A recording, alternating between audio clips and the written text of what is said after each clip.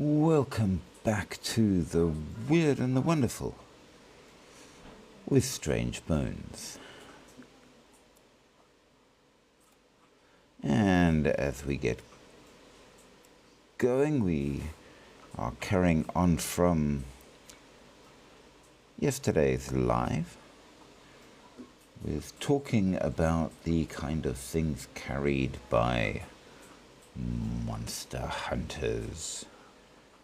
And I think it's going to be a good one because tonight I'm going to show you a few of the things that I've got. So I've collected over the years and which may or may not be of interest to you. We shall see. But with that all said,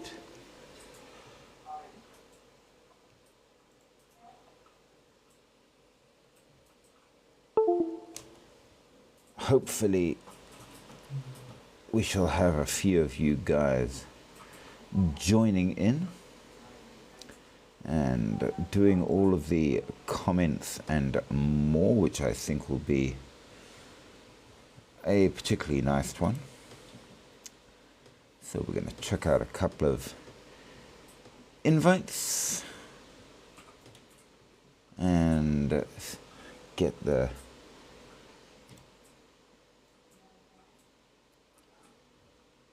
people's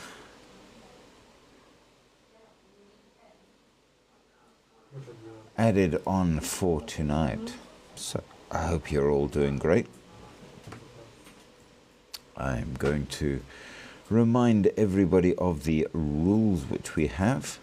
The first and possibly most important live rule is don't be rude, because if you are rude, we give you the boot, because we've had far too many trolls that have turned up. But that said, we do not expect you to agree or disagree with anything. You can have whatever opinion you like, as long as you are polite about it.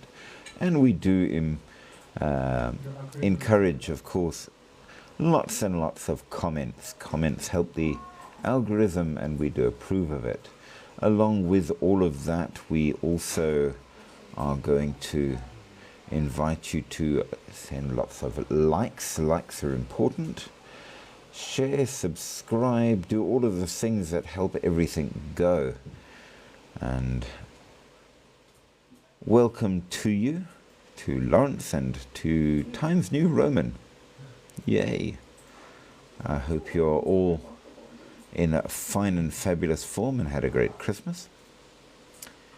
And we're just going to let a few more people join in. I'm hoping for the people who particularly asked to see the gear that I've got, that they will join. I hope you have a good cup of something hot.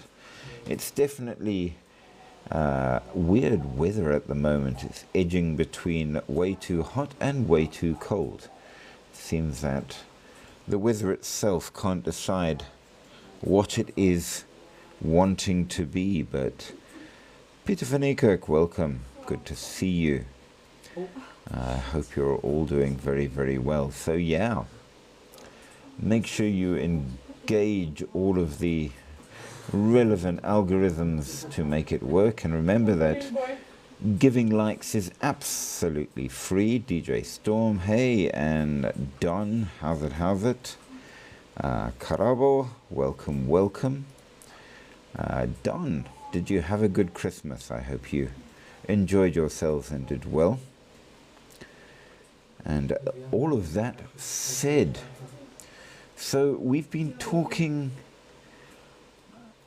monster hunters, because we've gone and done all of the monsters, but we've been working on in the last live what you ought to carry. And as a quick recap for you, we discovered that you get three kinds, or three sections, if you will, of things you ought to have as a proper monster hunter. Now, just to give you a little bit of a viewpoint, as it were.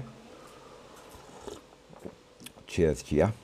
We're not necessarily saying that any of these things are real. That's entirely up to you to decide. But over the course of history, people have absolutely believed that these things are real, and as a result have developed varying ways and means to manage the creatures that go bump in the night. So I suppose it's a matter of personal opinion and more. But you've got 3 sections of gear, and before you get into that, we have to point out that one of the very critical things is you absolutely do have to be fairly jacked to be a monster hunter. It turns out there's a great deal more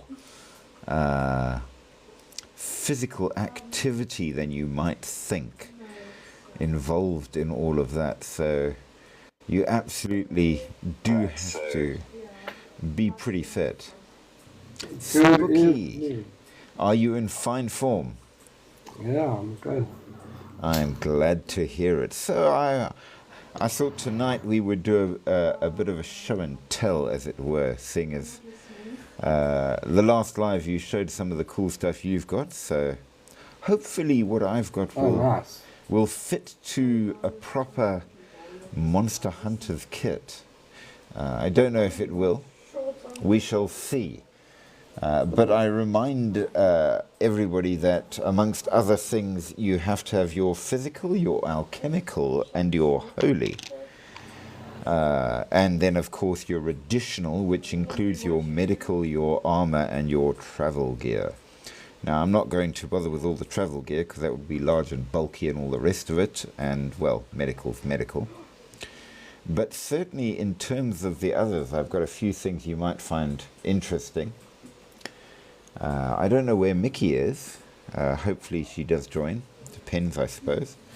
But the first rather interesting one is that, which is the daily office or the breviary as used. This one is my one from when I was a monk. And interestingly enough, it is 1 year younger than me. So it's been around a while, and it's been absolutely well used. I had to rebind it in its entirety. But this is a smaller version than the original. The original ones, you actually had to have 4 books about the same size. You can see this one's not a thin book. Sadly, my little tabs have come off my bookmarks.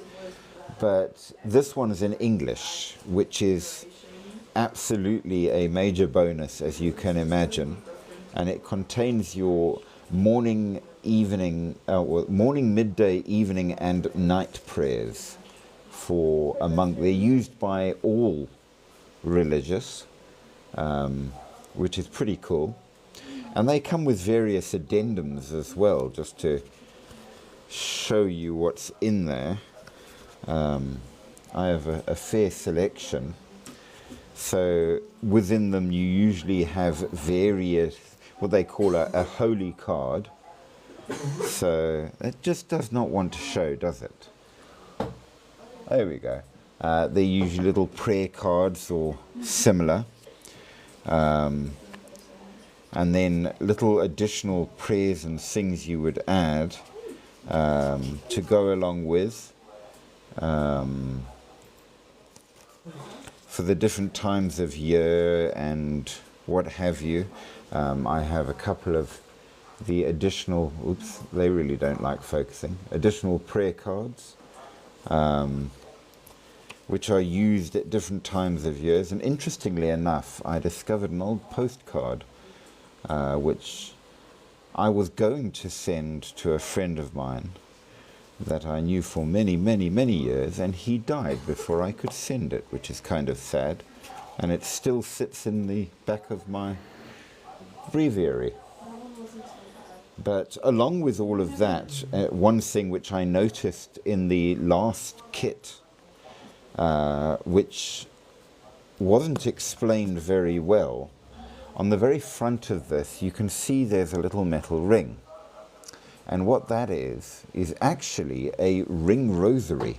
So a very small version of the rosary beads. But mine is just stuck to the front of the thing. So this is my newest in English. But just for additional joys and what have you, I've got a couple of far more interesting ones. This one, which is actually a missal for use in church, and it's an illuminated one. I hope you can see that, which is quite nice. This was given to my father when he became a Catholic, and he signed it 30th of January 1961, and it's got gold leaf and all, also still in English. The church had moved across from Latin to English by the time he joined, but it is a particularly beautiful one, and he gave it on to me though they no longer use this missal anymore, but nevertheless you can see it. It's a very pretty book. And this is my second youngest book. So the older ones, now these two are both, there's that one and this one. These are two of the 4 breviaries you would need as a monk, and they would absolutely go inside such a kit as would have been used back in the day by those who were hoping to face off against the dark. They are both gold leaf, and both of them are entirely in Latin. So I'll just show you the inside, which is pretty damn cool. Illuminated, oh gosh, it really doesn't like focus, does it? But illuminated lettering, and some very beautiful pictures. But yeah, you were saying? No, I was just wondering what you meant by illuminating. Well, illuminated means if it focuses, you see that the front letters, the main letters, are done as pictures. So okay. yeah, it's fancy fonts. They are all, of course, in Latin, which, if you can't read Latin, makes it a little bit difficult. And this one is 100 years old. Breviarium Romanum. They also have very pretty pictures and what have you throughout the... this focus on this camera is terrifying. So they were approved by Pius X way back in the day with the papal, whatever it is, crest. And then this one doesn't, but the other one has got all of its inserts as well, which are very old. So I'll show you those quickly. So in terms of the necessary holy books, I suppose you could say I have got the originals, and this is literally when the kits were most popular. These were the kind of books you would have in them, and as you can see, you've got the Holy Card. They were very popular among Catholics. I've got a couple of them, as a matter of fact, including a memory card for a priest that passed on, born December 21st, 1913, and passed on January 2nd, 1977. So, very old. This is from 1974, a 100th anniversary card. and then varying prayer cards, again, all in Latin.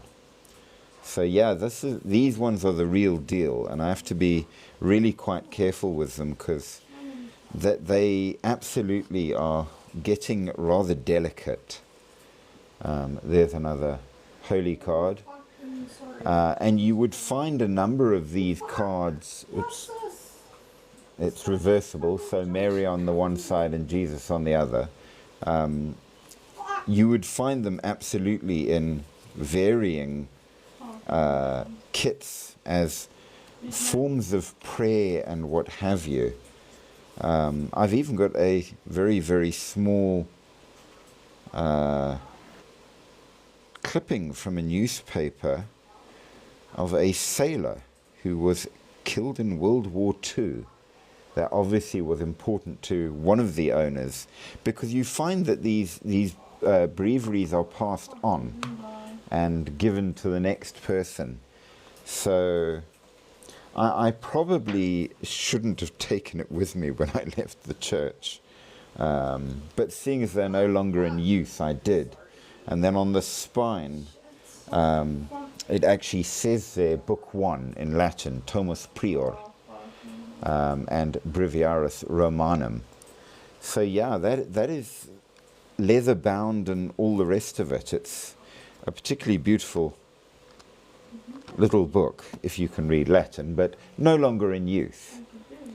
So in terms of the kits, I suppose you could say we absolutely do have what is required, but we have more. Seeing as we were talking about varying possible things, one which I'm working on, because I mentioned, I don't know if you were on when we were talking about the different weaponry, and a modern version thereof, if you will. Each of these sections screws together to form my hiking staff. And of course it's a lot longer than this when it's all put together. But it fits inside this little bag. And with the kit, we have a number of things, including on the, oops, let me get it out. The handle has got, of course, your compass, which is important for tracking your beasts, and varying additional, there's the foot for it, but varying tools, like this is a knife, and there's a spearhead and varying other bits and pieces you can attach or conceal inside, making it very much in line with these monster kits. So that's one of my bits out of it. I've got some more to show you. So hopefully you will think I have covered a lot. Now obviously I no longer am with the church, and I've got a few other items that I use now. So my leather-bound notebook for keeping what notes, and then my book of notes, and I really hope it does show. So there is one of them, and there are 4 of these books on the different things which fit inside this leather folder, which folds out. So 4 books fitting into one, which, there it is. And they cover the different aspects, the alchemy, the rituals, the tools, and what have you. Most of my kit I made myself, simply because it was like a project. So yeah, I made this, unbound it in leather and everything myself, and then it ties up with the cord to keep it closed. So I thought I'd show that to you.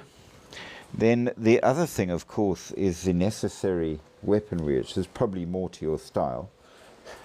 So I've got a shoulder sling that I can put varying things on, and in it, for better or for worse, there is my blade, again handmade by me,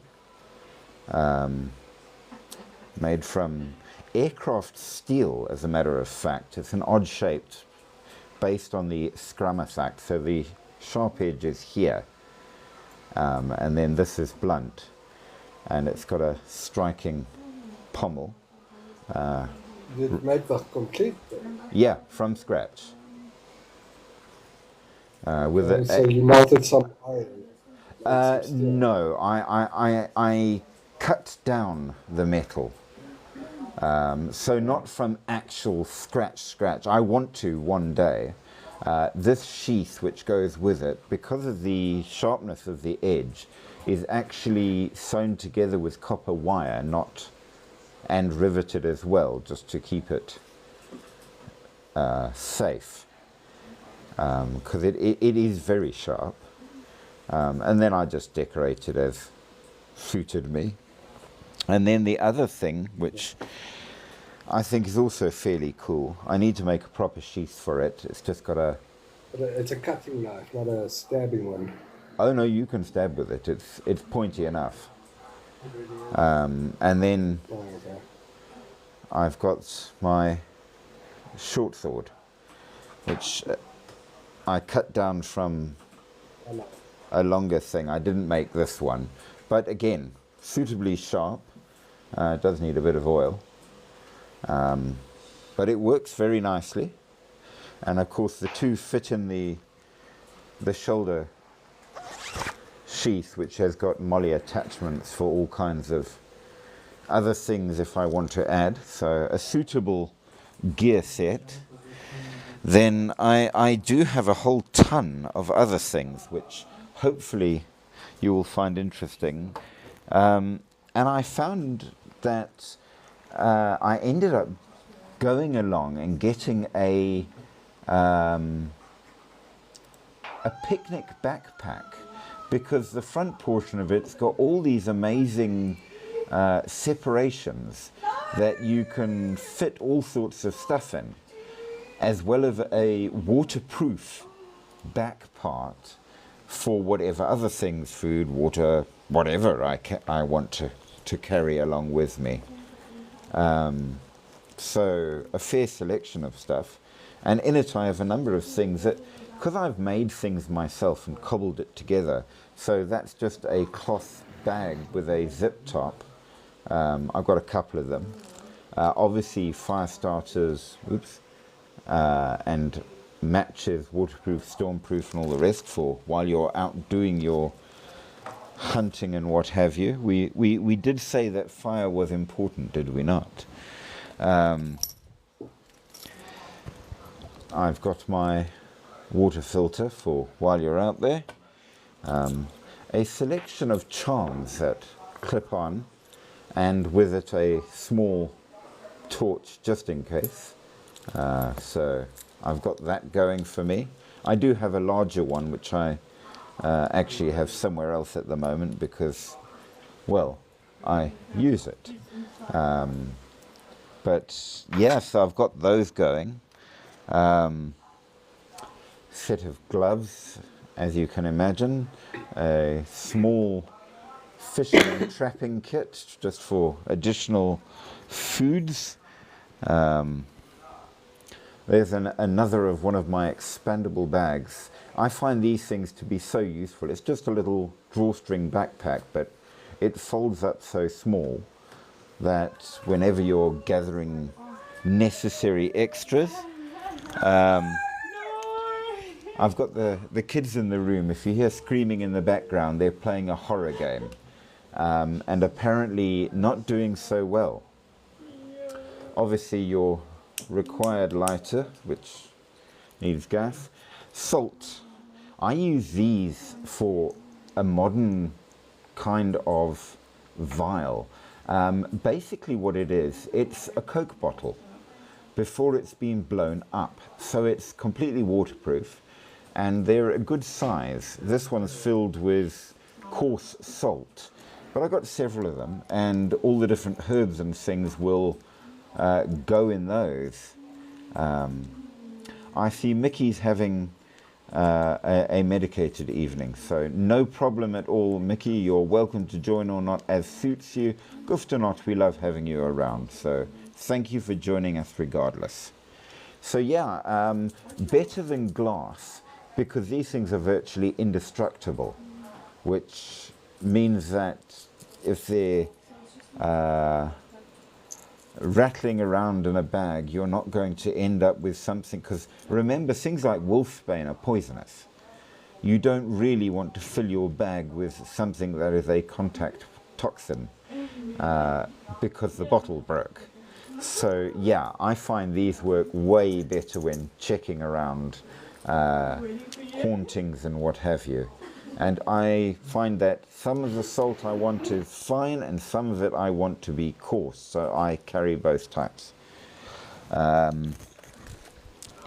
Just as part of my kit, of course, I have my metal straw, which has a number of other uses, both for survival and, believe it or not, this one you can turn into a small blowpipe, which is suitably cool. Plastic tube of matches. These ones are different. You might recognize the type. I prefer them to the smaller ones, but these are the very big matches. And they have advantages when it comes to getting things lit. And I just got a plastic tube, and I keep them in that to keep them waterproof. And it fits very nicely. So we have the fire covered. Can't have a notebook without a pen, of course, so we've got that going. And because pens run out, I have a pencil, because obviously you will.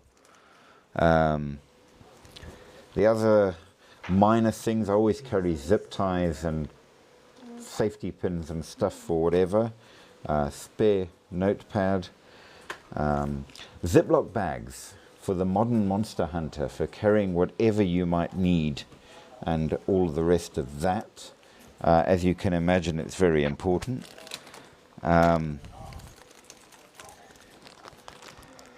A selection of medical items in there of varying varieties: plasters, wound closures, bandages, antiseptic, some tin foil because it's always useful. This might be of interest to you because while it is not particularly the Christian version, these little mylar bags are amazing for all sorts. I will remind you that we said in the last, a number of things that are useful include certain stones and what have you. And I do have a selection of quartz and malachite and other stones that have supposed effect against the spirits, some petrified wood, and of course, because you absolutely have to for finding such creatures, I do have a pendulum, which is also a semi-precious stone, which I found and polished and drilled out and then put on a... So you've got to have these for the finding of the beasts and the defense against them, which goes in the kit. I used to originally have a decent leather case for all of this, but alas, it was thrown out by somebody who felt it was bad, which, as you can imagine, was annoying. Then some more medical, some more little Ziplocs, just because. One thing I found to be very useful when wandering ruins, this little spray bottle with methylated spirits in it, simply because you get caught and scratched on anything and you will regret it. So obviously you need quite a lot of protection, lots of cordage. You always need string when you're out and about and going into haunted hospitals and more. Here's an empty one of my herb bottles. This one is glass with a good cork, but obviously all your different herbs go inside these. I've got several of these as well, just for interest. while out and about, if I am going on a longer trip and taking food, I've got one of these rather small but very effective knife, fork and spoon pin knives. Very, very cheap, but this is purely just for the eating and nothing else. I never use my normal knife for anything outside. And one thing I find very useful, and yes, I stole them from a restaurant, is a set of chopsticks. They work like tweezers or things if you want to pick something up that you really don't want to touch. These work well and they're disposable, just bamboo. So yeah, they work very nicely. Chopsticks, yeah. Chopsticks are really useful for a million different things, and they're small and lightweight and disposable. So yeah, absolutely. Bandana, you've got to cover the face quite often. My mother, she still eats with chopsticks. And I've also got a bunch of chopsticks. Well, she eats daily with chopsticks. Absolutely. I've got a proper set that I do use when I do eating. These ones are the cheapy ones that I got with the takeaway and never used. Because I have a proper eating set, but then I would never use my eating set for stuff out there. Because absolutely, no, chopsticks are amazing. They work really, really well for all kinds of things. I use them camping all the time. The bandana I find very useful. When I went into, there you go, your spray bottle. You can add all sorts in. Yeah, this spray bottle, I bought this. I got this last week. I was searching how to kill weeds in my garden because they just keep on popping up. It's been raining so a lot. And I just can't get rid of the weeds. I mean, just pulling them out. I pull one out, and there's 5 new ones growing. Well, so I did some research. Yeah, you want to. I said I should throw some vinegar in, 10% vinegar and water. Yes. And I've been spraying it on the plants, but nothing's happening. Well, it's turning a little bit brown, but it's not dying. It's not quite strong enough, and it depends on what percentage of vinegar you were using in the first place. What you really want is a broadleaf defoliant, because grass is not. So grass is an. You lost connection. Okay, so grass is what you call a narrow leaf foliage. Okay, so if you're trying to get weeds off of grass, you get a broadleaf defoliant because it will do nothing to the grass, but weeds will die. Okay. And yes, you spray it on. Basically, it's a much nicer version of Agent Orange, as used in Vietnam. Yeah. But you'll get it at a garden. I've got weeds growing in between my cannabis plants. Okay, now you see, you can't use it there because that is a broadleaf plant. So any broadleaf defoliant will affect that as well. Yeah, so that you have to do manually, I'm afraid. Mickey was on for a brief moment and then, but she's still around and we love her dearly. So yeah, dust mask. When I went to Kempton Hospital, I wore this simply because, yeah, it's skanky and moldy. That you've seen.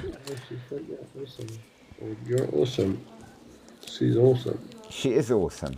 Here is something which it's inside bubble wrap because this is my large crystal. And it's an absolutely beautiful purple one, double pointed, used to ward off nasty things. That goes in my kit as well, but in its special bubble wrap because it is stone and therefore it is absolutely prone to the possibility of damage. So you do have to be careful with certain things. And because the backpack that I've got is not a rigid case, as you can imagine, it's prone to... I'm going to put that to one side for the moment. But, here we go. Duct tape, because it fixes everything. Reflector tape, in case I'm out walking and I want to be seen. This stuff's amazing. But far more monsterish, this is a blend of herbs used for purging evil from a place. So you burn it. And obviously, therefore, you will need a thing to burn it in. So you would put a charcoal, just like you do with your Hubbly Bubbly, one of those charcoal discs down, get that lit, and you put on the herbs, and then it works as an incense. And I have a jar of that. Now, how does your bag look like? I'm getting to that, but everything's lying on... It's lying on top of it, so we have to get through to it. Okay. But yeah, varying odds and sods. Small backup knife. My portable bellows. Have you seen one of these? I want to put a survival bag together. Oh, well, I can absolutely show I you bought a mine. bag the other day. What kind did you buy? Well, I can show it to you. I've only got the bag. I still Yeah, need the to bag's very, get very everything else. important. Get it quickly.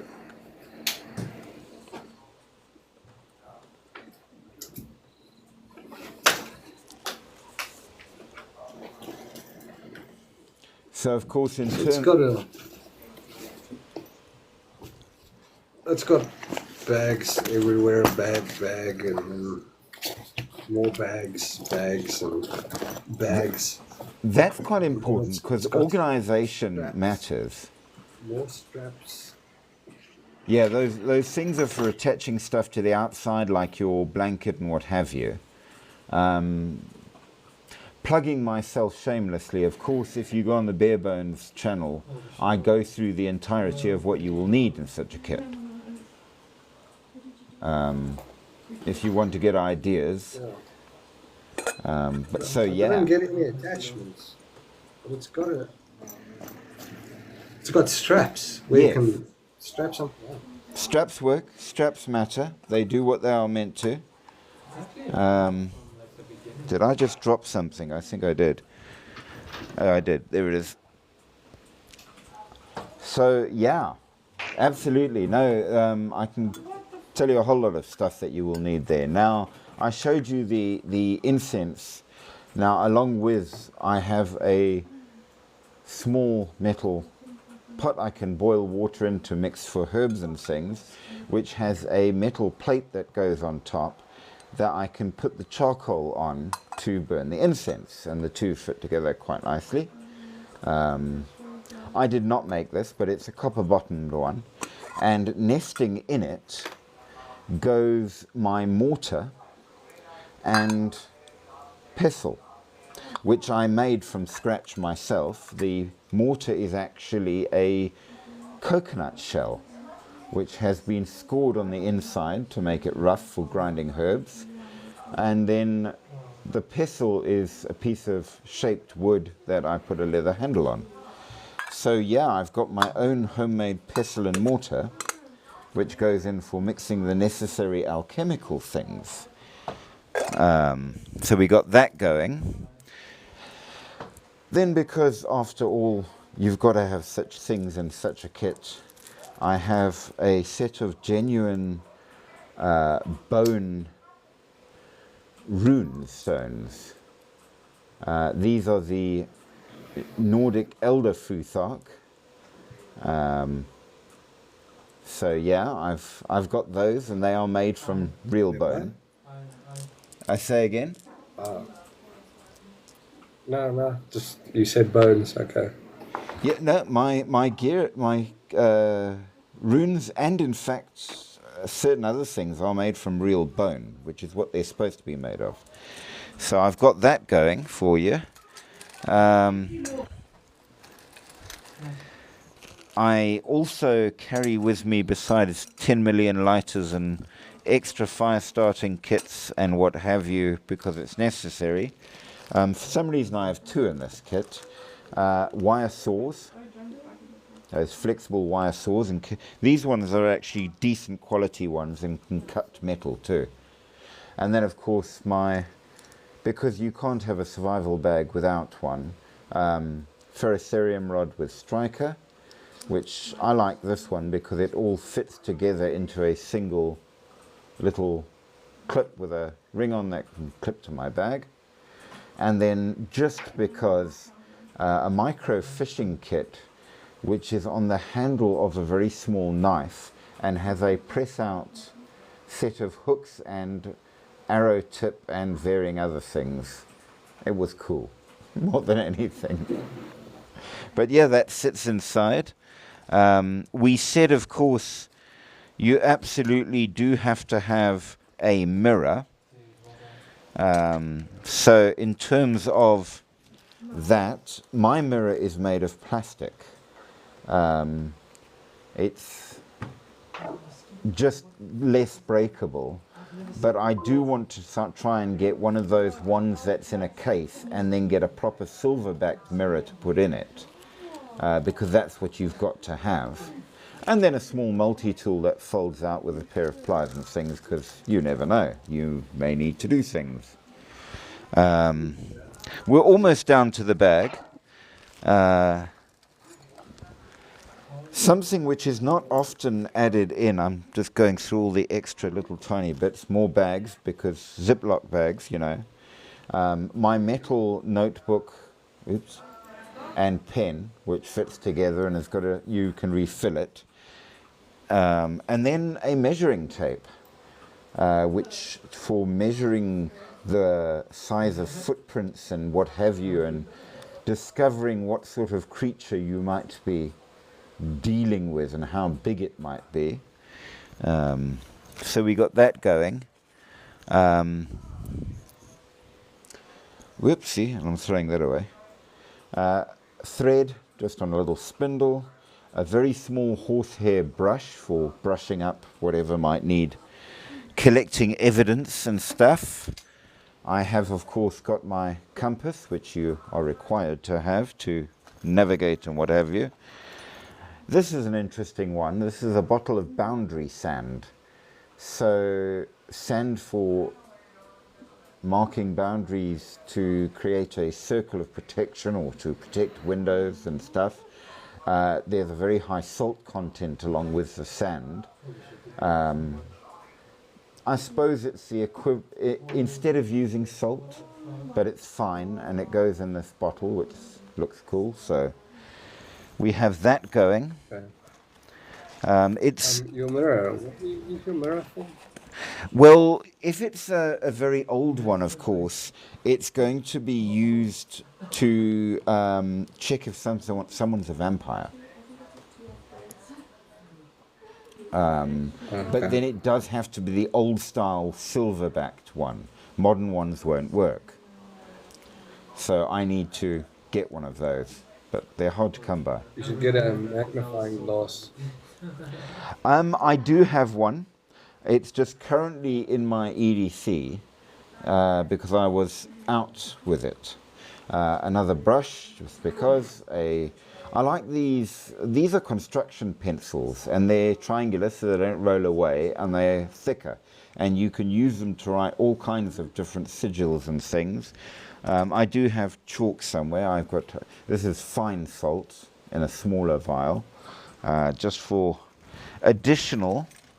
And then for the gathering of things or for the keeping of the very expensive and small type herbs, these are small glass vials with corks. Another magnesium block ferrocerium rod, because you can never have too many. Another multi-tool. This is a particularly nice compact little one, which has scissors on it, which are quite nice. And then, of course, because you need a backup knife of some variety. I've got this one, which I quite like. So it's a craft knife with, you can replace the blades with just a standard, and it folds fully away. But when you want a bigger, betterer knife, I do have that on the same thing, and it is a lock knife. So yeah, and it's quite a comfortable one. So I've got both options available for whatever you might need to cut. We're almost down to you absolutely do have to have candles, and the best ones I find are tea lights because they burn much longer and they take up less space. So I've got 4 tea lights. I have a book stand, which is a folding book stand, which I can use to, if I need to put the book on and read from it while I'm doing something else. So that goes along in the kit. I have got a rather interesting, it's a set of nail clippers which can be used for snipping off small things. And it works rather well. And of course they are compact and foldable and small. I then have, this is my usual burn plate. So it's a brass plate, and you can burn incense on it and therefore not damage any other surface. So that, and I keep it in a plastic bag. So I have a burn plate for that, for candles, for all of that. I do have a small pry bar for little things, though I'm told you should have a bigger crowbar for getting into stuff. And then I've just got even more bottles, even more bottles, even more bottles. I'm sure you know what a bottle looks like. So we don't need to go through all of that. There we go.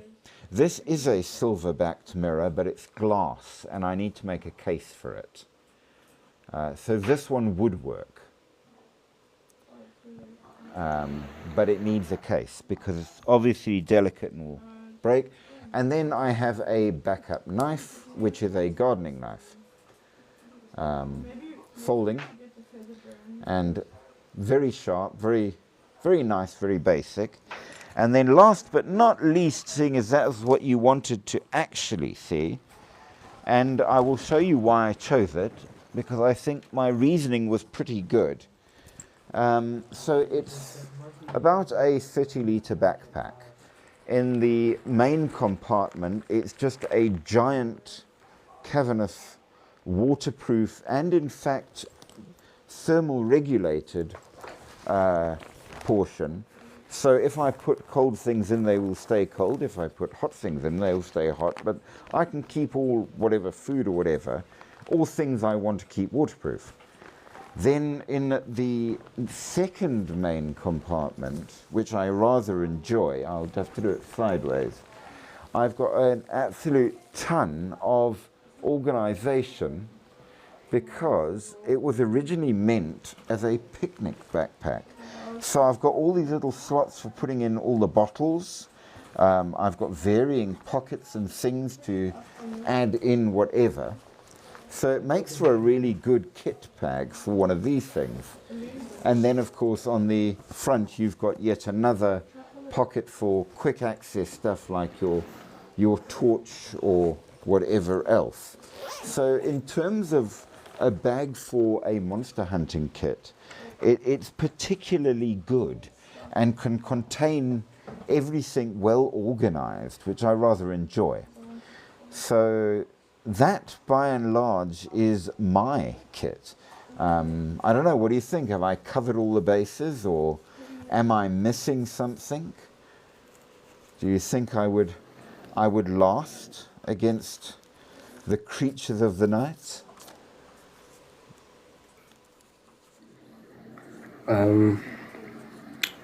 Where is your wooden stake? Well, funny enough, there are two things that I would say I lack in it at the moment. The first is the alchemical ingredients, which will include things like your holy water and all of that. because I need to replace it, basically. And in terms of the stake, funny enough, South Africa doesn't seem to have vampires.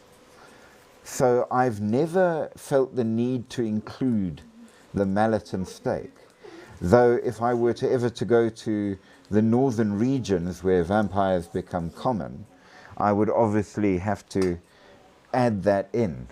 But yeah, far more important, because we do have shapeshifters, would be silver. And I don't have a silver weapon. So maybe that's something that needs to be looked into. I am thinking, after our discussion in the last live, that possibly the idea of a high-powered catty and then some arrow-like stakes, because you could use that not just on the vampires, but on just about anything, really. I mean, an arrow is an arrow, whatever you tipped it with. So I'm thinking in terms of that. Maybe I should get some silver teeth so I can bite them. People. Well, that would be kind of ironic. If you engraved the silver teeth with little crucifixes, you could bite vampires and really ruin their day. How embarrassing, even if they managed to escape you, to have been bitten by a person. I like the idea. Oh, that's just beautiful. I do approve immensely. But yeah, in terms of, though, with the inclusion of my axe, which is actually a hammer head on the one side and an axe head on the other, but is currently out where we were chopping wood, because it works very, very nicely. That would work instead of a mallet. And using it, I could very easily cut some stakes from whatever trees were around. So if it turned out a vampire had come down, I could absolutely deal with it. So I think I would be at least able to manage. So I think my biggest problem is in terms of the lack of holy water, and I need to restock all of my herbs and stuff, and garlic and rosemary, and well, I do have it growing in the garden. Excuse me. I need holy water. Well, of course, that is going to depend on your religion. Now, if we go the Christian route, then I would have to go to a priest, because you have to be ordained to bless water. And as you know, I was never ordained, though I was a monk. That said, varying other religions have other ways. So you can, if you are pagan, create moon water, which is generally a mix of things that is then laid out to be blessed by the moon, which is literally a witch's version of holy water, if you are so inclined. I believe that if you are Hindu, you will have to get a Brahmin to bless it for you. I think most religions require you to go to the priest or priestess, but not all. And then other holy items, of course, you get the item and you go to your religious leader and get them to bless it. So all of my breviaries, for example, are blessed, actually, and therefore would function as a holy item, as well as being books of prayer. And in fact, I think my personal breviary was in fact blessed by an archbishop, I don't know about the others, so I know that they would have been. So there's that. And then, of course, I would have to get my hands on some more incense of varying varieties. You want to have 2 or 3 versions for different things. I've only got the one left.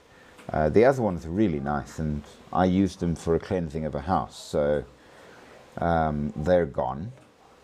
But I can make more. Usually, it's pine resin for the most part, and then blessed by a priest. But you can pretty much go to any ecclesiastical supply shop and buy as much as you like, and then get it blessed by the priest. Obviously, it's sold unblessed, but yeah, you can get it pretty easily.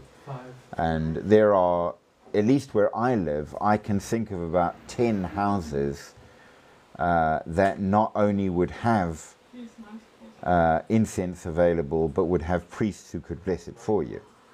Because we have a seminary near us, and all the different orders have got houses in the area for the students to go to the seminary, as you can imagine.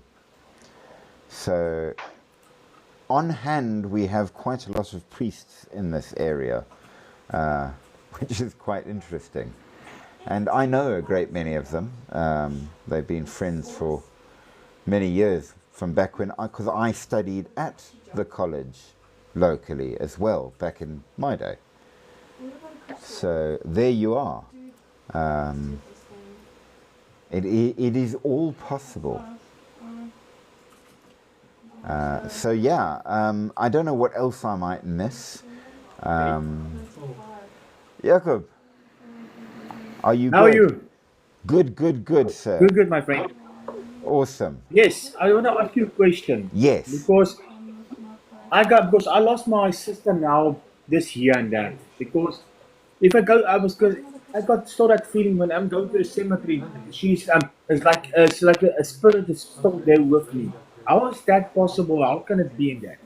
Well, as far as my understanding, you may take this very much as just being my opinion, and I'm not claiming expertise in any manner or form, but Yes. I have done this for many years, and I did work for the exorcist for Natal for the Catholic Church.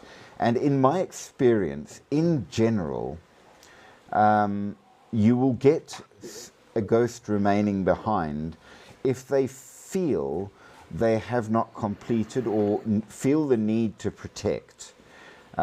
Generally, unless it's a malevolent spirit, which I'm pretty certain would not be in this case, Okay. they stick around because they're worried about you. Yes. Because you see, because of my sister, I lost my father, my mother. I feel that strange feeling of every time where I go in, and something is just falling down. I don't know if they try to communicate with me, or I don't know what's happening.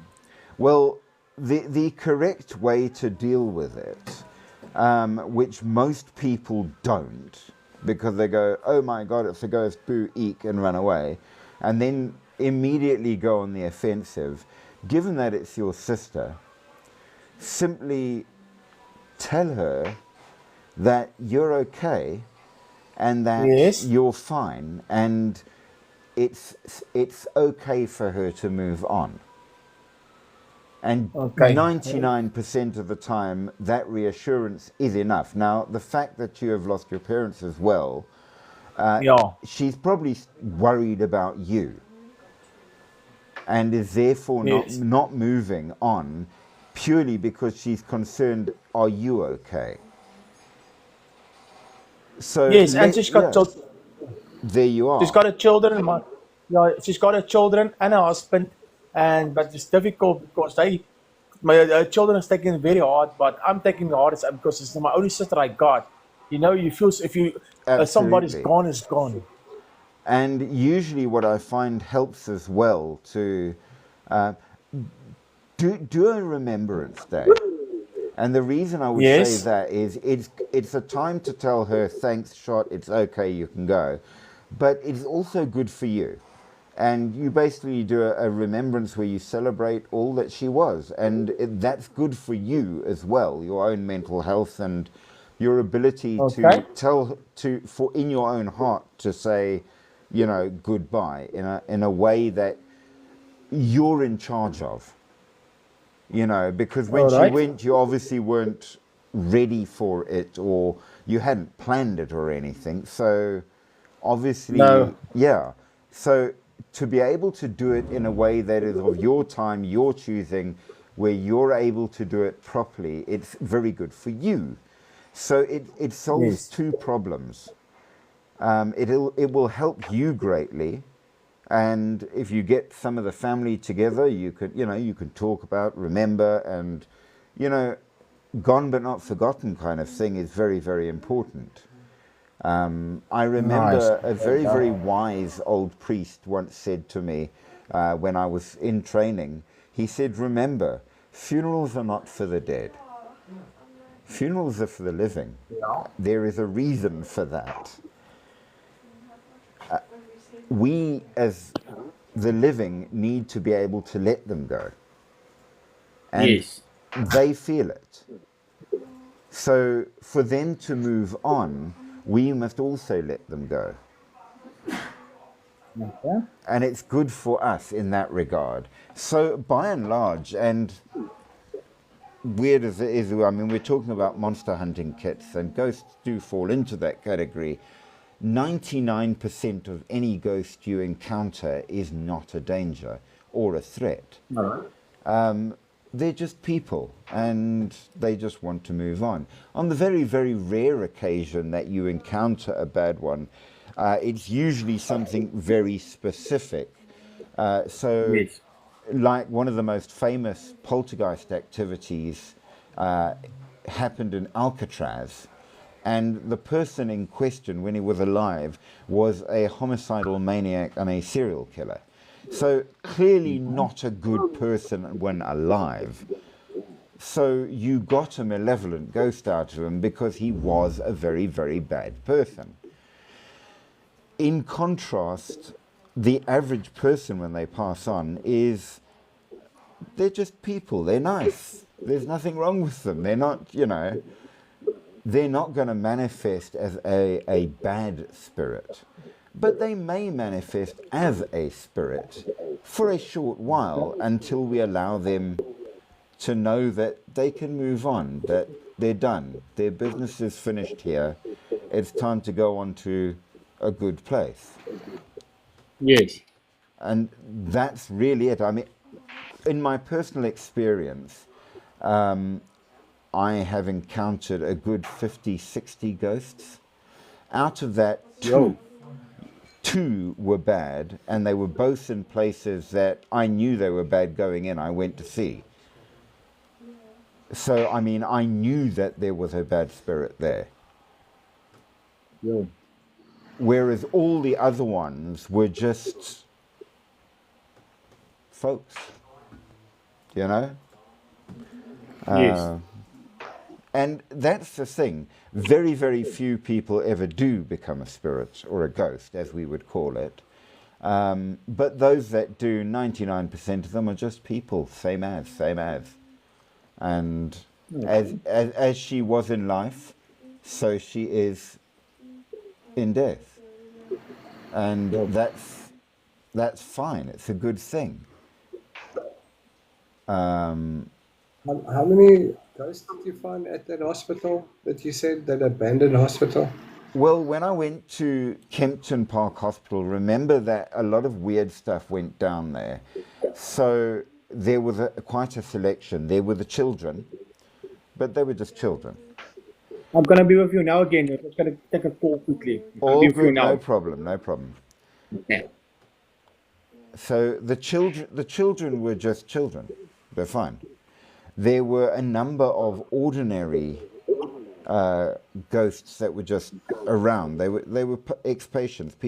People die in hospitals all the time. We know this. So the ones that were there They're would to die. yes. Which is why I say, if you ever want to go to a place which is almost guaranteed not to have ghosts, go to a cemetery. Because it's only the really old ones that actually, where people were buried before they should have been, that will have ghosts in them. Modern cemeteries don't. Nobody dies in the cemetery. Whereas hospitals, mental asylums, things like that, that's prisons, very different story. So, do you have a sister? I used to have two brothers. So no Used sisters. to. Blood And brothers. yeah, as in family, as in same mother, same father, yes. They Yeah, I've got a I, sister. She phones me every day. yeah, Every single day. there you are. She phones me. And that is a good thing. Yeah. So she looks Yeah. after you and you know she's all right.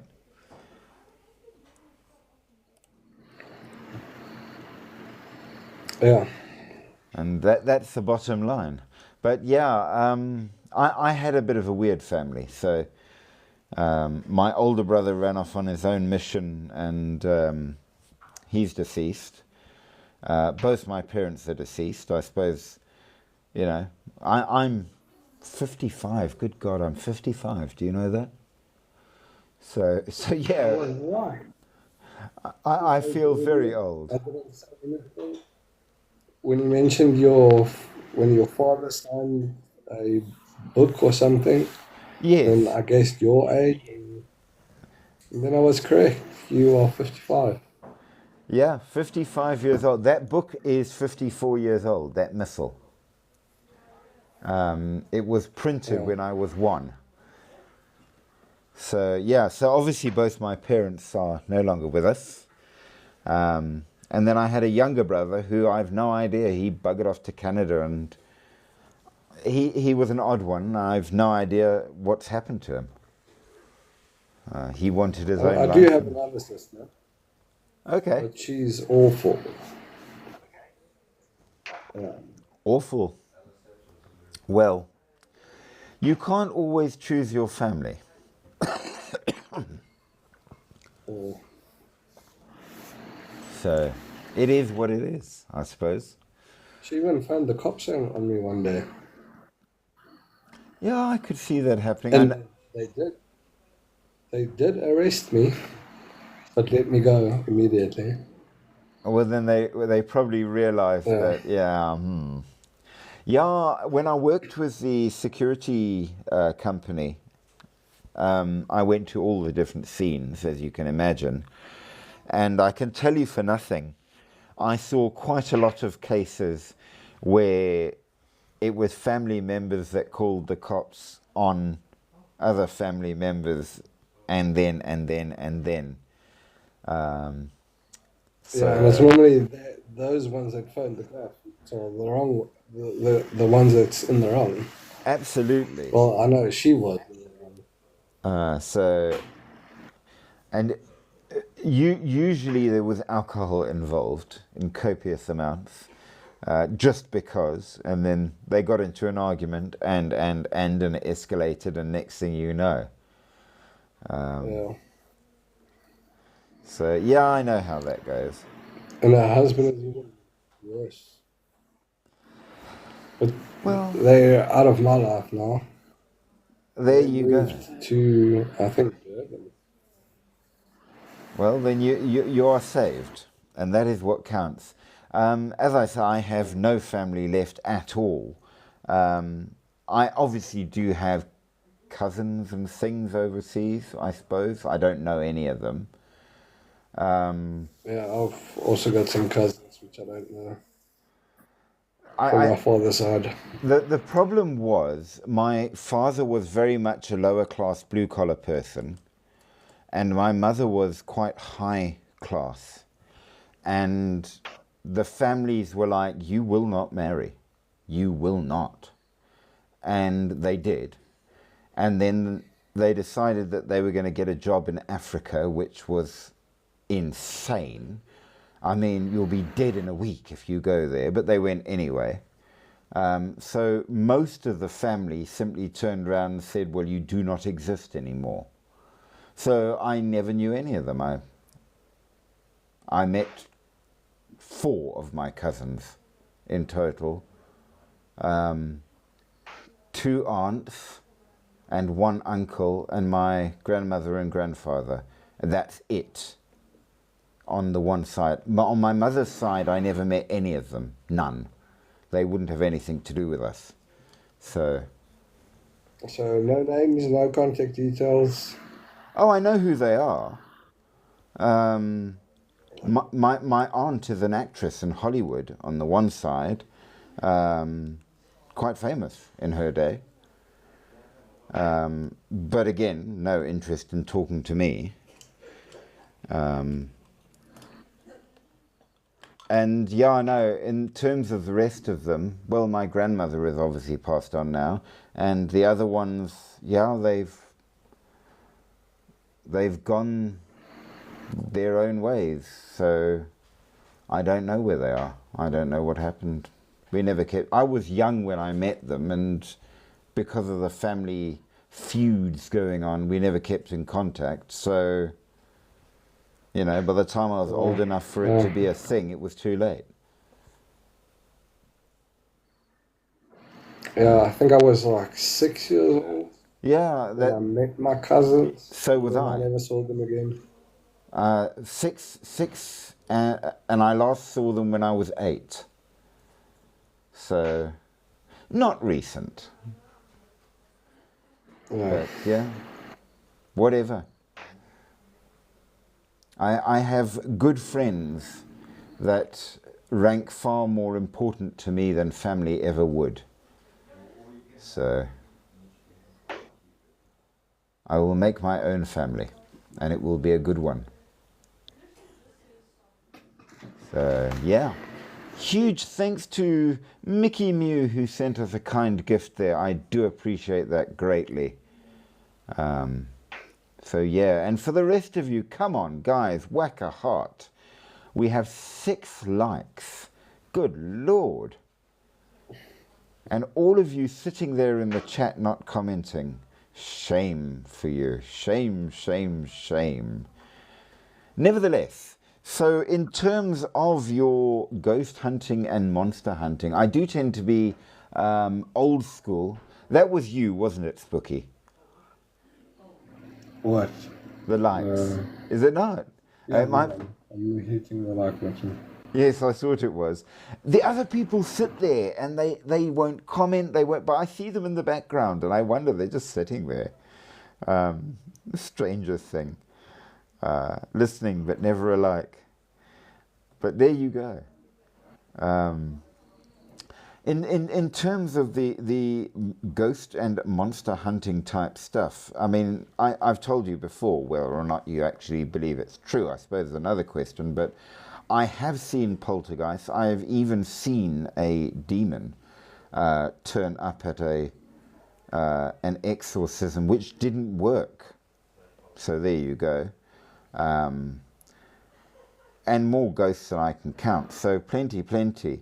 I know that in the hospital when I was there was one very malevolent ghost, the girl on the roof, and there was a something in the morgue that was not a ghost, and I couldn't tell you what it was, but it definitely was malevolent.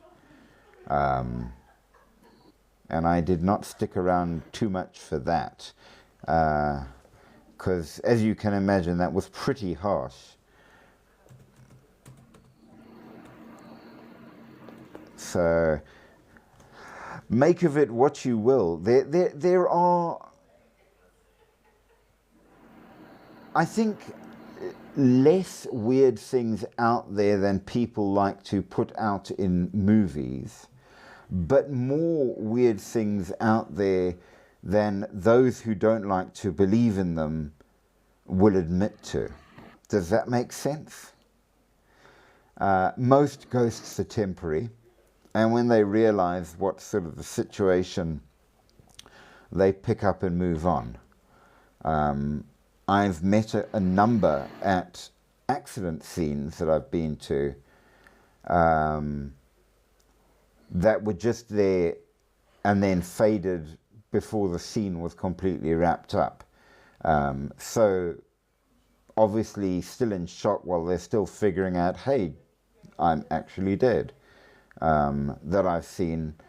I ended up, and I have to admit, it was one of the most awful things that I ever went to, at a multi-car pileup in Joburg on the freeway.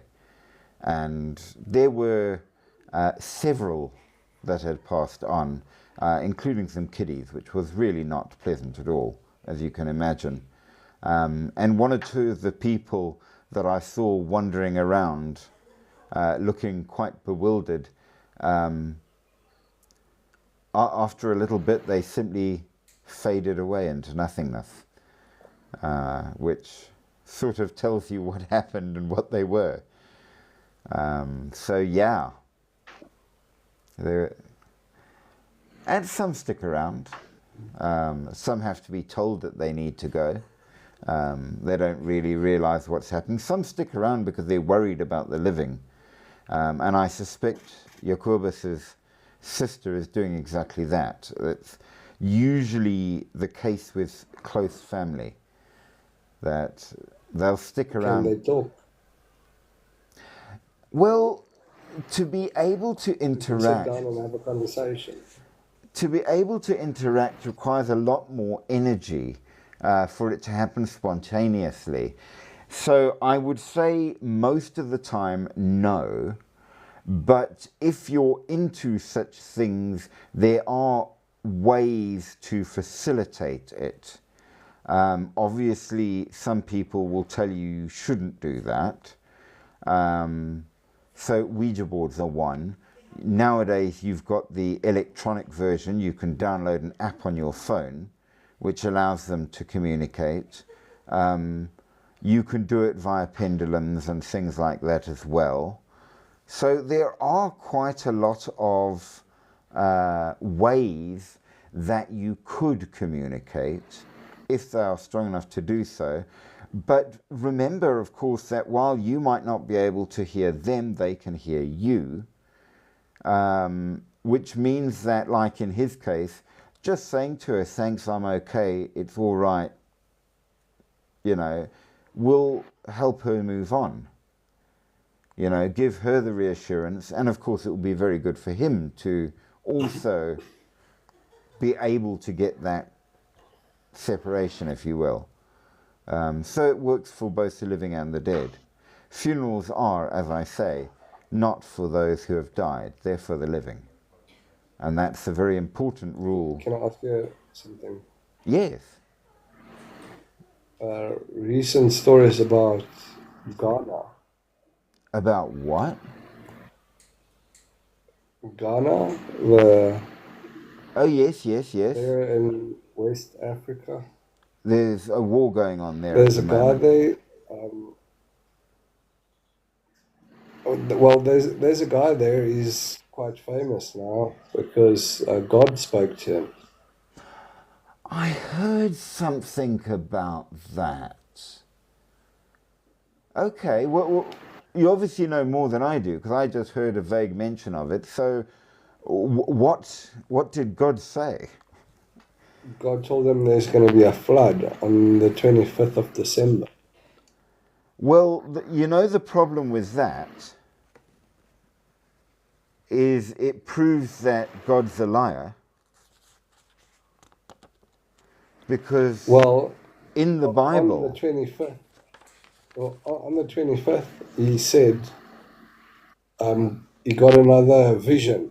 God spoke to him again and told him that he's going to give him more time because he was building arks. Okay. And people are donating money to him. Here is my problem with that. It literally is in the Bible that God promised he will never destroy the world by flood again. Yeah. So either No, God's a that's liar or God that is Christianity's speaking. wrong. No, that guy is just using Oh no, of course. the stupidity of people for his advantage. Well, if they're giving him money, it's working. Well, he bought himself a new Mercedes, and people are pissed off because why is he buying himself a new Mercedes if the earth is going to come to an end? Well, you see, this is something, and I had this exact argument with somebody that was shouting at me about the end times and what have you. So I asked them for their money and car. And they were like, why? And I'm like, well, if the end time is coming, you believe in it, you aren't going to need all that stuff. So give it to me because I don't believe it and I think I need it. But apparently they didn't believe sufficiently to hand over their car keys. Yeah. So yeah, I am a little dubious in that regard for all of the reasons above, as you can very probably imagine. You know, I was going back and looking at how many times would the world have ended if every prophet that said it was going to end was right. And yeah, it's a lot. Maybe profit because there's probably so many and you haven't heard all of them.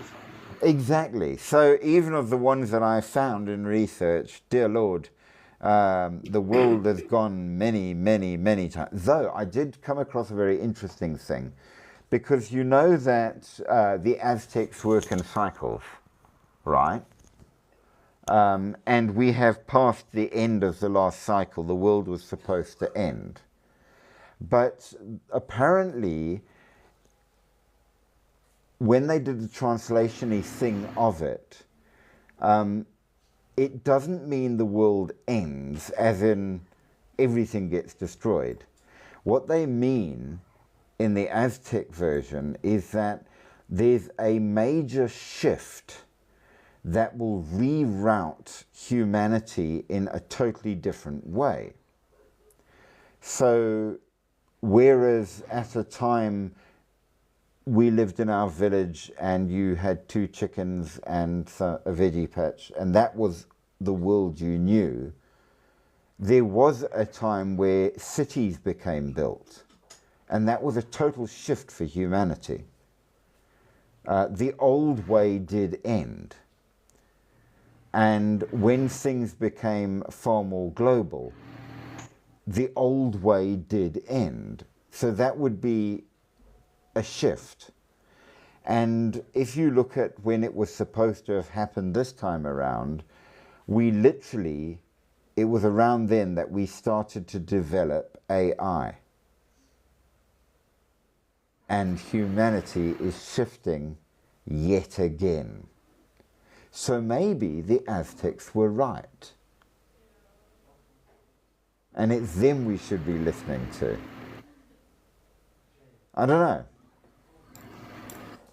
Because the major world shift, if you're taking it as a world shift, not as a total destruction, every cycle that they said it would happen on, it did, in some way, rather interestingly. So maybe the Aztecs are right. And we are going now into the new direction, which may be good and it may be bad. We don't know. It all depends how we manage it, or not manage it, as the case may be. Well, it's hard to be right today. Well, I mean, because people would know what's right, but they would still spew nonsense because well, it's that isn't politically true. correct. I got into a big argument. I don't know if I told you about this, but I got into a big argument with somebody the other day because they were wittering on how This is the greatest age in all the ages of humanity. So we had the Stone Age where we learnt to use tools. We had the Bronze Age when we realized that we could manufacture tools. The Iron Age where we really made making things top level. You had the Industrial Age where we learnt to harness machines. And now we are in the age of computers. And I said to him, no, now we're in the age of ignorance. This age is going to be remembered for all of history as the dumbest age of humanity, where really, despite all of our available knowledge and available resources, we were still thicker than pig shit. And apparently that wasn't I think you've got it wrong. I think it's just now that dumb people have voices that can reach. But there's so many of them. Back in the day, if you were intelligent, then you were able to write a book or do something and your words went across the world, which was amazing. So intelligence spread. Nowadays, the small number of intelligent people are silenced by the masses and masses and masses of the ignorant. And Yeah. they all have a very loud voice. So many dumb shit spreading so quickly, so fast, continuously, non-stop. It's a contagion. So yes, to me, this is the age of ignorance, where the stupid Yeah. rule, and that's how it is. So yeah, this is one of the lowest points in human development. I know a lot about that, especially here in South Africa. Oh wow, These no! people, they do not know how unintelligent they are. I was watching some stuff. We have it good, Spooky. We have it good. You must see what the average American is like. Your mind will be blown. The average Englishman, your mind will be blown. In this country, we have got it good. Really. Yeah. And given that you are not wrong in your statement, that says a very, very, very great deal about the rest of the world. You know? Yeah, it's just And worse, the information that you receive from those countries would mostly be bad news, and also probably a lot of it is probably also propaganda. I've been to England. The average oik is thick. I'm telling you right Now, I now. do have friends in Canada and America and Brazil. Now, Brazil apparently, Yeah, I'm not sure about. Yeah. In the Netherlands, I've got actually quite a few people that I know in in Netherlands, and I speak to them in Afrikaans, so they understand me. well, from what I understand, Brazilians are pretty damn good, interestingly enough.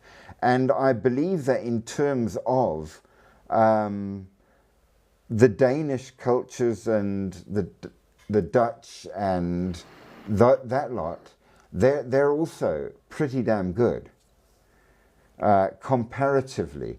But bear in mind who are the major world leaders, if you will. Therein lies the You're talking problem. about,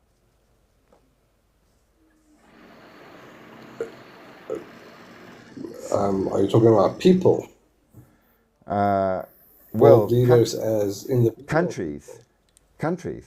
I mean, the main world leaders, by and large, is Britain, America, Russia, China, you know, all the good ones.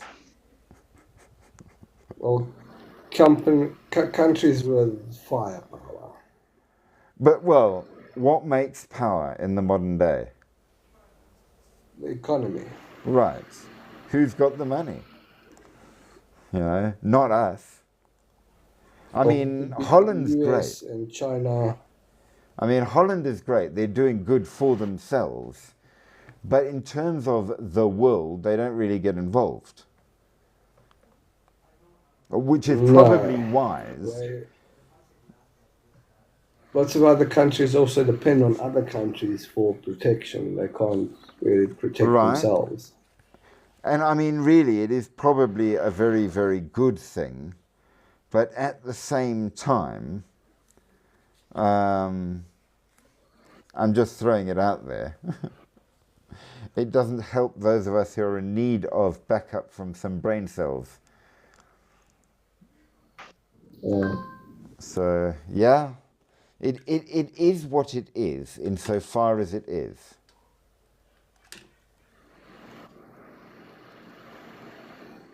But yeah, there you have it. But all said, there's a few countries that are doing good. I mean, India is actually doing quite good. I know that there's a lot of people that live in poverty. Okay, look, I'm not saying that they don't have challenges. But when it comes to at least one of the next world powers, watch India. Because they are doing so good. And I, for one, am very glad about that. They're an amazing people and they deserve it. But also, in terms of how psychopathic is their setup, they're very low on the psychopath scale, which makes me very, very happy. You know, decent people with good values. So I'm glad that they're going to be one of the next world powers. I'm just throwing a lot of them. They have a large majority that has a low IQ, and they just have this filthy culture where they would shit in the street. I think in many cases as well, it depends where. Don't forget how big India is. Yeah, no, India is like 1 point something billion people. So in terms of, there are places that are pretty awful, but they're called slums for a reason, I suppose. But there are some really, really, really nice, good places as well. And there are many different cultures in India. They've got like 20 times more people in their country than we have. I don't actually know the stats on that. I know that there are more Indians outside of India than in India. No, I think it's like 1.3 or 1.8 even. Could well be. But then India is bigger by quite a long shot.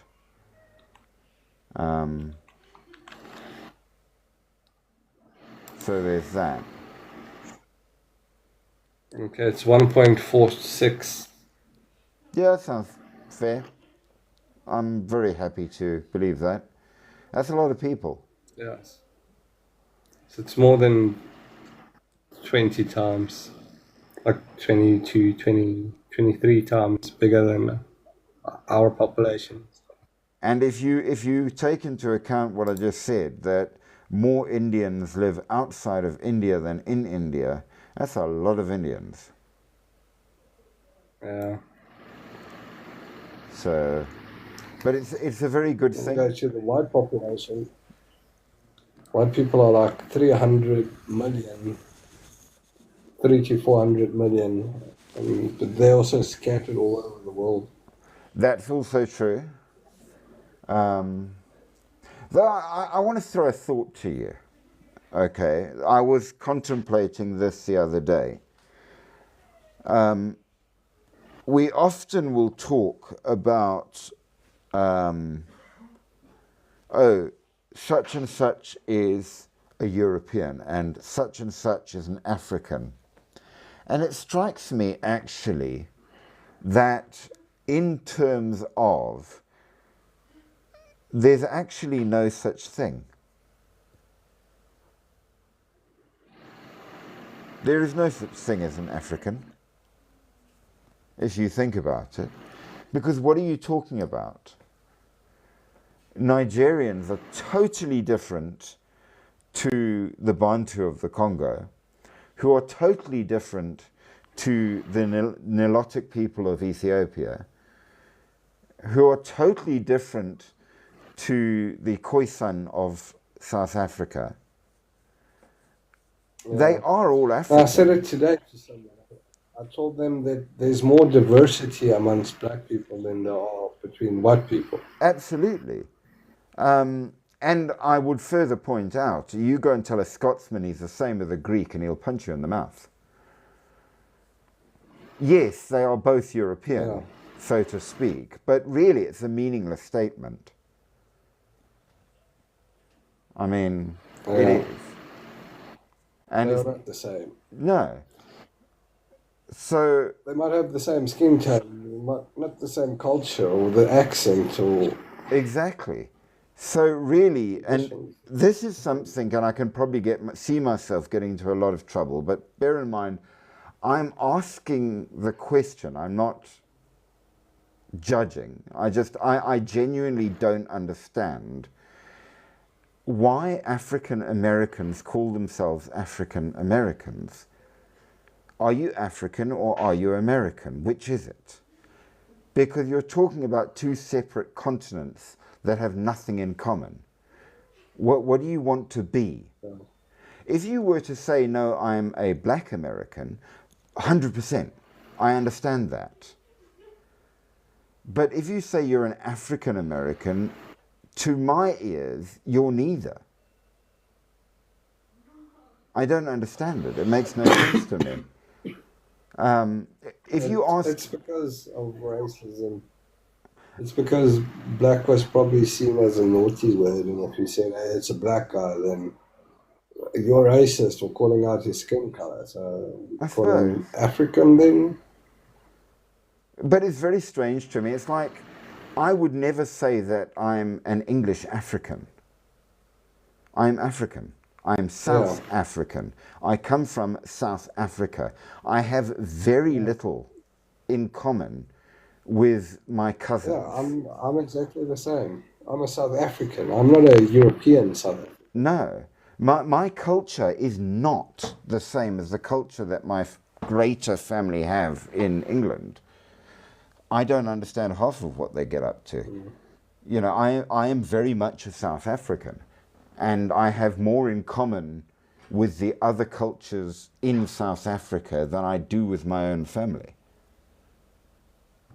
I was born here, I was raised here, I've lived here virtually my entire life. You know, I'm a South African, that's what I am. I'm a particular group within the South African groups, yes, okay. Well, I see you as a South African, I don't see you as a European. Exactly. And it's a strange thing to me when people try and be multicultural in the sense of, you know, an American's an American. Multi-locational. Well, yes. I mean, to me, no matter your skin color, are you proud to be a South African or an American or a British person? Because if you're not, what are you doing there? Go home. I don't think of Britain as home. So a black American will call himself an African. African American. You can't name one single country in Africa. Right, but that's you won't my even point. Visit Africa on a holiday. They doesn't say know anybody from Africa. You know, in my African culture, which one? There's got to be 1,000 different cultures, at least, in Africa. Which one? You say your culture, which one? I mean, in South Africa alone, we've got 11 official languages, not including the unofficial. I mean, holy God, which culture are we even talking about? So to me, I find it very, very strange and confusing. And yeah, I'm literally asking it as a question because I don't understand it. It's a weird thing to me. And if it works, then, you know, God bless you and keep you safe. But,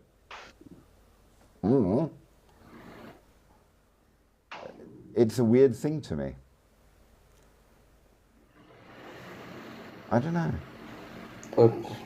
But I will tell you that I have discovered this. It does seem that monsters have nationalities too, because the way that they are in some locales can be quite different to how they are in other locales. So not all vampires are the same. Not all werewolves are the same, much less shapeshifters. So the fact that we don't really get vampires in South Africa, maybe it's because they can't fit in the ecological setup here, perhaps. They don't belong here. I mean, according to legend, Yeah, maybe the sun still burns them, even during night.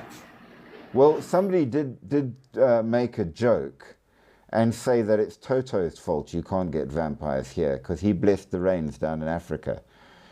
All that holy water was just too much. But nevertheless, for example, the legends of vampires in Louisiana, which are famous, they're all colonists. They don't come from there. Vampires all come from the Slavic countries. They come from the Asian or the Russo-Asian supercontinent. Let's say that. So you get them from the Asian lands like China right across to the Slavic lands on the other side of that continent. But you don't get them naturally in India, in Africa, in Britain, or America. You get other things. Never made it. Yeah, so it seems that certain cryptids are indeed particular to certain countries. How about that? And the only country in the Russo-Asian supercontinent that has no legends of vampires is one that has an incredibly high production of garlic, which they actually export. So maybe that tells you something.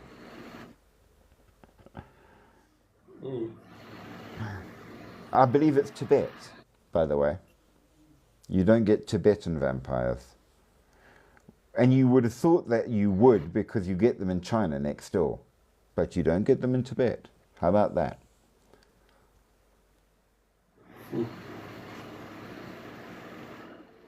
So yeah, I don't know. You don't get werewolves natural to Africa. But then we don't get wolves either. We get other canids, and we do get canid shapeshifters, but not werewolves. So how about that? Interesting point. But you get werewolves in the Americas where you get wolves. You get werewolves in Europe where you get wolves. So yeah, it does depend on the lands where you get different cryptids. Who'd have thought that?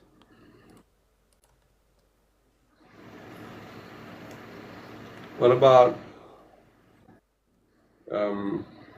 North Africa? They have a shapeshifter that is kind of dog-like, but it's not a wolf. And of course, Anubis is an example of. So they have a kind of weird jackal. And they also have weird hyenas.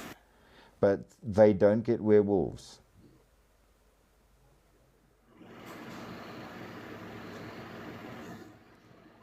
They also do get dogmen, which is not the same either, weirdly enough.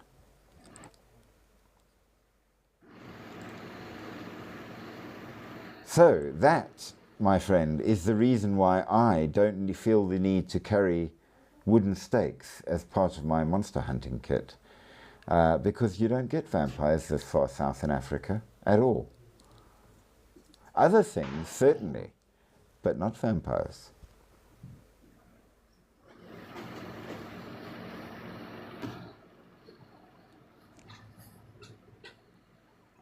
A weird thing. I don't know if that's a good thing or a bad thing. We certainly have our share of cryptids that are suitably nasty. Don't get me wrong. Just not that one. For whatever it's worth.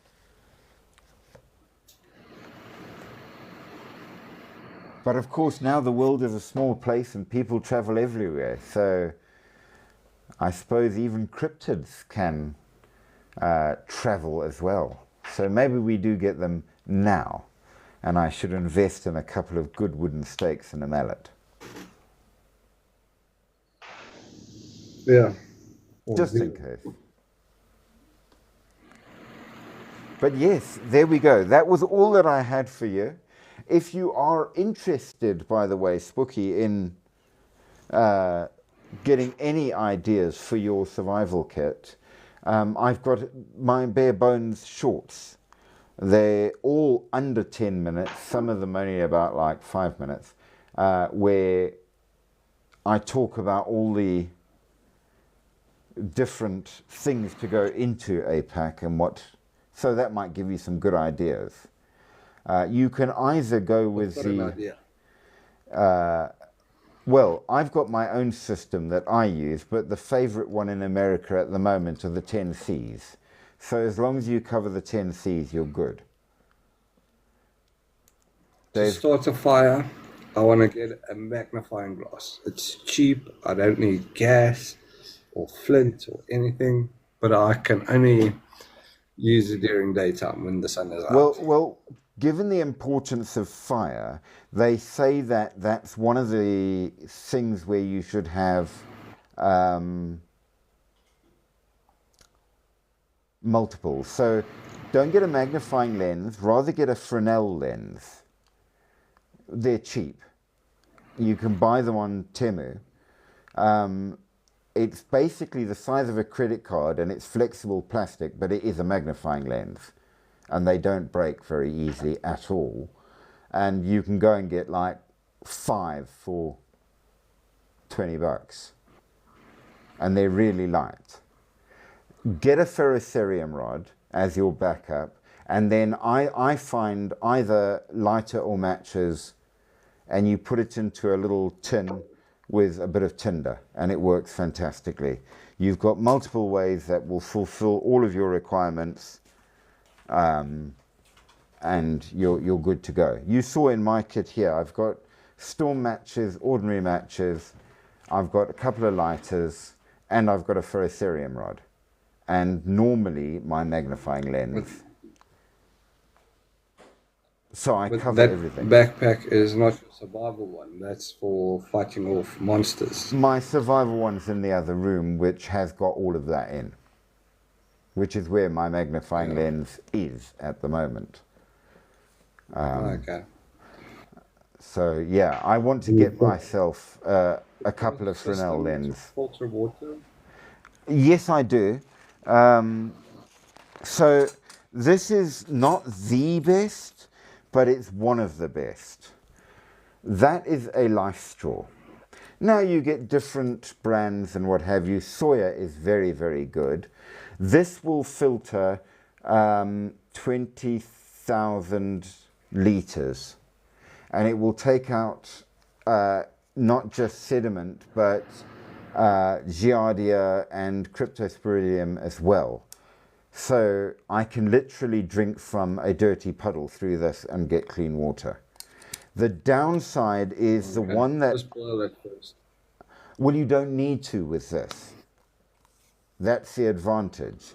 The downside is this is a slightly older one, and the new ones are threaded here, which means that I can take any Coke bottle and screw it onto the top of it and then drink straight through, which means that I can fill the bottle with whatever water, and when I drink through one of these, it will come out pure.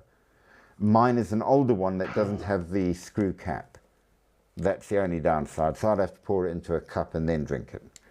But yes, it does work. It works very, very well. So 20,000 liters. Sorry? I was just wondering, how clean do you think our tap water is? South African tap water. That's going to vary massively, dependent on where you are. Different systems, different plants filtering, and all the rest of it. Where I am, our water's very, very good, and you can actually taste the difference. In Joburg, I lived on a property that had a borehole, and our water was fantastic, but our work was on the municipal system, and I wouldn't drink the water at work without boiling it first. Yeah. So yeah, that's kind of the Well, bottom for some line. reason, my tap water gives me headaches. Probably it's got quite an overdose of fluoride in it. You see, one of the difficulties that we have is certain people have sensitivity to certain heavy metals and things like that. So you probably do. And I know that a number of places, in an effort to try and keep the water free of cryptosporidium, do put extra fluoride in. And you're probably a bit sensitive to the fluoride. Yeah. Well, if I boil it, it's fine. Yeah, that would, because the fluoride will start to come out with boiling. So you're reducing, because it burns slightly higher than water does. So it will evolve as hydrogen fluoride gas. My dad was a chemist. Weird things that for some reason I know in the back of my head because of him. But yeah, that's basically the bottom line. So your How old basic... was your dad? What, when he died? In his 70s. Yeah. What age did he reach? Okay. Yeah, I think he was 73. Yeah. I've got, from our mother's side, my grandfather died 60. Okay.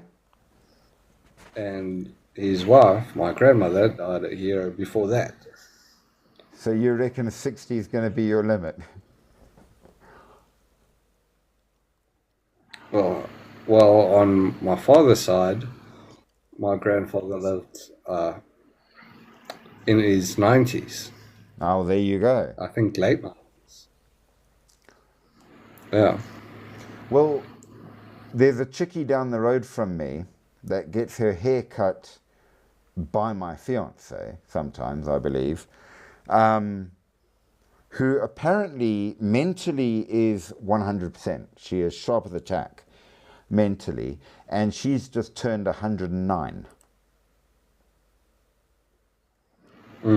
So, yeah. But she's probably got some hip problems. Well, physically, she's not running any marathons. Let's just throw that out. Yeah. But apparently, she's still a No, sassy I've old met an bitch. old lady the other day. Well, Yeah. I want to No, I've met an go. old lady the other day. She's also young in spirit. And she just got a hip surgery. And she's back up and walking. But she complains a lot because her family wants to send her to an old age home. And she's like, bugger that. No, she doesn't want to go and live with a bunch of old people. That's what she's telling me. She's probably right. Now, one of the things that you should do is find out if she will tell you stories about her life. Because I ran into a woman when I was in Benoni that I did get to interview who worked as a real estate assistant. So she wasn't even an agent yet. She was still young. And she was there when they sold the first houses in Benoni, besides the original farmhouses. So she had lived from it being like 6 houses near the mine in central Benoni to a huge, basically a city. Okay. And she had seen all of it. She remembered when the roads there were still dirt tracks.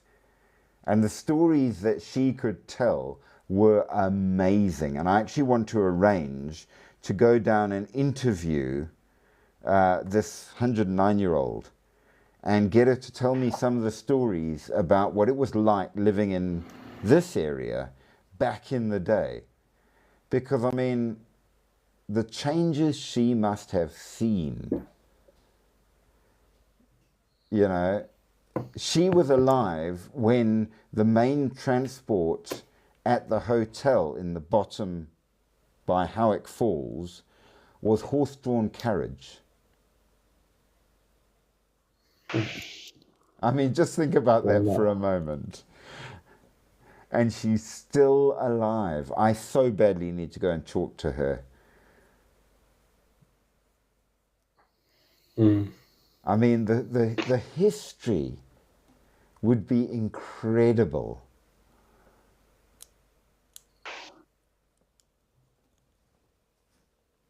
I don't know. It's amazing to me, and I think it's one of the best things ever. I really, I love it. So yeah, there you go. There you have it. The world has changed more in the last 100 years than it did in 500 years before that, and more in those 500 years than it did in the 2,000 years before that. Think about that for a moment. Yep. I mean, and then more in those 2,000 years than in the previous 2 million years. Well, call it 10,000 years. Because beyond that, it starts becoming difficult to know what things were like. Ugg has found stick. But yeah, absolutely.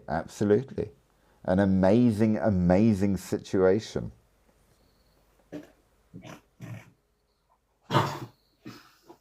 So, I don't know. But that is what that is.